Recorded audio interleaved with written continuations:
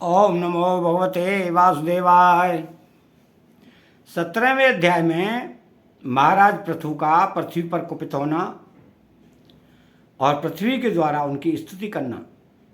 तो श्री मैत्रेय जी कहते हैं कि इस प्रकार जब वंदीजन ने महाराज पृथु के गुण और कर्मों का बखान करके उनकी प्रशंसा की, तब उन्होंने भी उनकी बड़ाई करके तथा उन्हें मनचाही वस्तुएं देकर संतुष्ट किया। उन्होंने ब्रह्मादि चारों वर्णों, सेवकों, मंत्रियों, पुरोहितों, प्रवासियों, देशवासियों, भिन्न भिन्न व्यवसायियों तथा अन्य अन्य आज्ञानुवर्तियों का भी सत्कार किया। तो विदुर जी ने पूछा कि ब्राह्मण पृथ्वी तो अनेक रूप धारण कर सकती है, उसने गौ का रूप ही क्यों धारण किया? और जब महाराज पृथु ने उसे दूहा तब बछड़ा कौन बना और दोहने का पात्र क्या हुआ?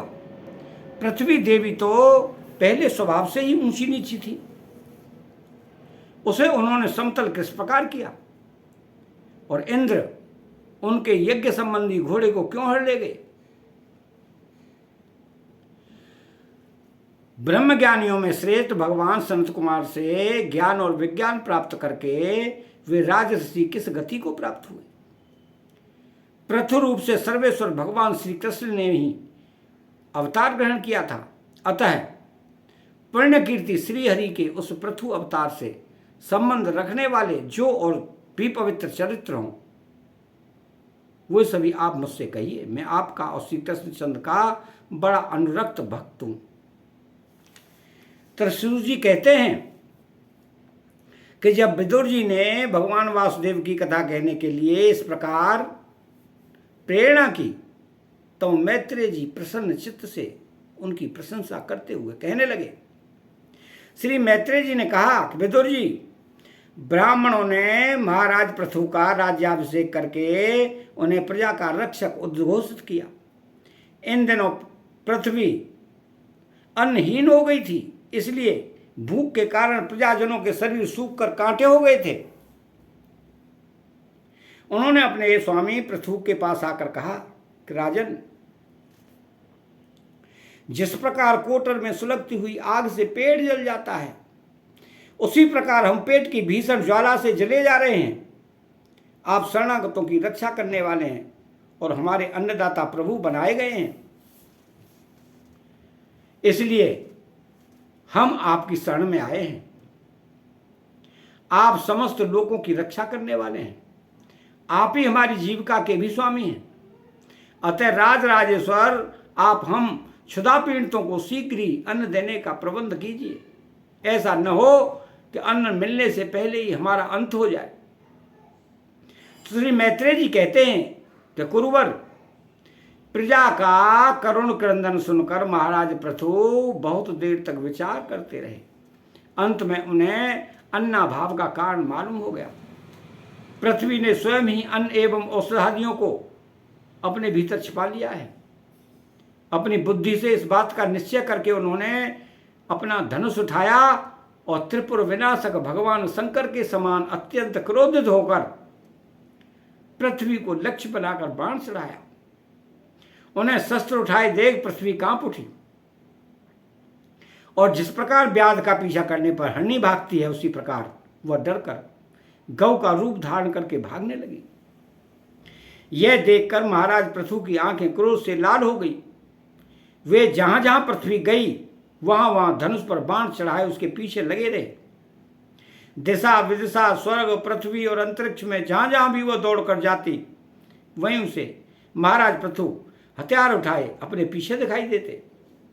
जिस प्रकार मनुष्य को मृत्यु से कोई नहीं बचा सकता, उसी प्रकार उसे त्रिलोकी में वैन पुत्र पृथु से बचाने वाला कोई भी न मिला। तब वो अत्यंत भयभीत होकर दुखित चित्त से पीछे की ओर लौटी और महाभाग पृथु जी ने से कहने लगी कि धर्म के तत्व को जानने वाले शरणागत वत्सल राजन, आप तो सभी प्राणियों की रक्षा करने में तत्पर हैं। आप मेरी भी रक्षा कीजिए। मैं अत्यंत दीन और निरपराध हूं। आप मुझे क्यों मारने चाहते हैं? इसके सिवा आपको धर्मज्ञ माने जाते हैं। फिर मुझे स्त्री का वध आप कैसे कर सकेंगे? स्त्रियां कोई अपराध करे तो साधारण जीव भी उन पर हाथ नहीं उठाते, फिर भी आप जैसे करुणामय और दीन वत्सल तो ऐसा कर ही कैसे सकते हैं?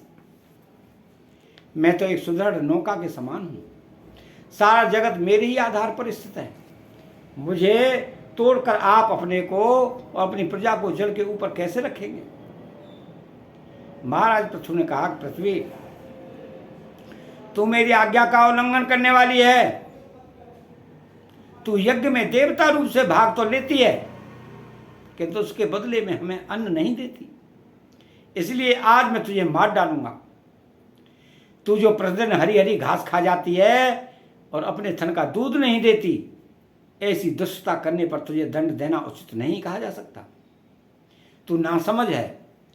तूने पूर्व काल में ब्रह्मा जी के उत्पन्न किए हुए अन्नादि के बीजों को अपने में लीन कर लिया है। अब मेरी भी परवाह न करके उन्हें अपने गर्भ से निकालती नहीं। अब मैं अपने बाणों से तुझे छिन्न भिन्न कर तेरे मेदे से इन क्षुधातुर और दीन प्रजाजनों का करुण क्रंदन शांत करूंगा। जो दुष्ट अपना ही पोषण करने वाले तथा अन्य प्राणियों के प्रति निर्दय हो, वह पुरुष स्त्री अथवा नपुंसक कोई भी क्यों न हो, उसका मानना राजाओं के लिए न मानने के ही समान है। तू बड़ी गर्वीली और मदोन्मत्ता है। इस समय माया से ही है गौ का रूप बनाए हुए है। मैं बाणों से तेरे टुकड़े टुकड़े करके अपने योग बल से प्रजा को धारण करूंगा। इस समय महाराज पृथु काल की भांति क्रोधमयी मूर्ति धारण किए हुए थे। उनके ये शब्द सुनकर धरती कांपने लगी। उसने अत्यंत विनीत भाव से हाथ जोड़कर कहा, पृथ्वी ने कहा कि आप साक्षात परम पुरुष हैं तथा अपनी माया से अनेक प्रकार के शरीर धारण कर गुणमय जान पड़ते हैं। वास्तव में आत्मानुभव के द्वारा आप अधिभूत अध्यात्म और अधिदैव संबंधी अभिमान और उससे उत्पन्न हुए राग द्वेषादि से सर्वदा रहते हैं। मैं आपको बार बार नमस्कार करती हूँ। आप संपूर्ण जगत के विधाता हैं। आपने ही यह त्रिगुणात्मक सृष्टि रची है और मुझे समस्त जीवों का आश्रय बनाया है। आप सर्वदा स्वतंत्र हैं प्रभु। जब आप ही अस्त्र लेकर मुझे मारने को तैयार हो गए, तब मैं और किसकी शरण में जाऊं? कल्प के आरंभ में आपने अपने आश्रित रहने वाली अनिर्वचनीय माया से ही इस चराचर जगत की रचना की थी। उस माया के ही द्वारा आप इसका पालन करने के लिए तैयार हुए हैं।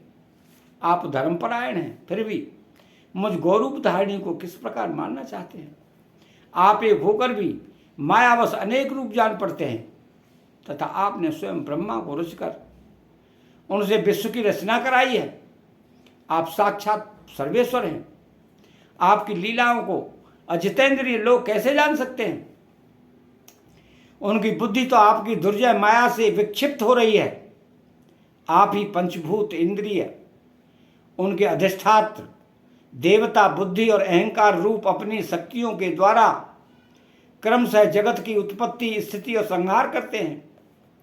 भिन्न भिन्न कार्यों के लिए समय समय पर आपकी शक्तियों का आविर्भाव तरोभाव हुआ करता है। आप साक्षात परम पुरुष और जगत विधाता हैं। आपको मेरा नमस्कार है। अजन्मा प्रभो, आप ही अपने रचे हुए भूत इंद्रिय और अंतःकरण रूप जगत की स्थिति के लिए आदि वराह रूप होकर मुझे रसातल के जल से बाहर लाए थे। इस प्रकार एक बार तो मेरा उद्धार करके आपने धराधर नाम पाया था। आज वही आप वीर मूर्ति से जल के ऊपर नौका के समान स्थित मेरे ही आश्रय रहने वाली प्रजा की रक्षा करने के अभिप्राय से पहने पहने बाण चढ़ाकर दूध न देने के अपराध में मुझे मारना चाहते हैं। इस त्रिगुणात्मक सृष्टि की रचना करने वाली आपकी माया से मेरे जैसे साधारण जीवों के चित्त मोहग्रस्त हो रहे हैं। मुझ जैसे लोग तो आपके भक्तों की लीलाओं का भी आशय नहीं समझ सकते। फिर आपकी किसी क्रिया का उद्देश्य न समझे तो इसमें आश्चर्य ही क्या है? अतः जो इंद्रिय संयम आदि के द्वारा वीरोचित यज्ञ का विस्तार करते हैं, ऐसे आपके भक्तों को भी नमस्कार है। अतः यहाँ 17वां अध्याय समाप्त हुआ। बेल आइकन घंटी को दबाएं, चैनल को सब्सक्राइब करें और कमेंट बॉक्स में श्री राधे कृष्णा लिखें। जय श्री कृष्णा।